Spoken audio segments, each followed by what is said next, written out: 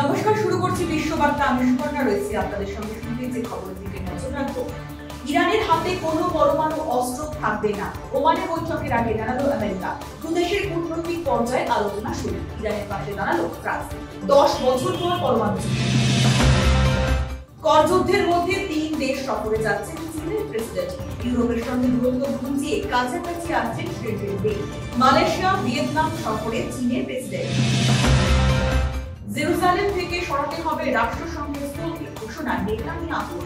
আজও হামলা গাজায়, গত 10 দিনে শুধুমাত্র মহিলা ও শিশুদের খুন, জানালো রাষ্ট্রসংঘ।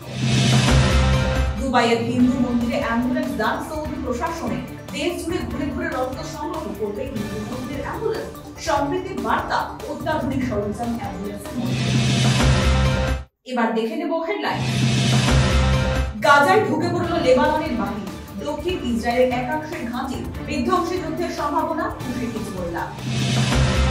ইসরায়েলকে ঘিরে ফেলেছে ইরান, চারিদিকে ইরানি সেনা মোতায়েন, চিন্তায় আমেরিকা। পরমাণু বোমা দিয়ে উড়িয়ে দেওয়া হবে, হুঁশিয়ারি আয়াতুল্লাহ খামেনি।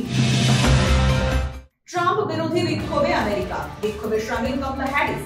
এবার আফগান আর ক্যামেরুন অভিবাসীদের ছাড়তে হবে আমেরিকা, নতুবা গ্রেফতার, ঘোষণা আমেরিকার বিদেশ মন্ত্রকের। আমেরিকার পণ্য বন্ধ চীনে।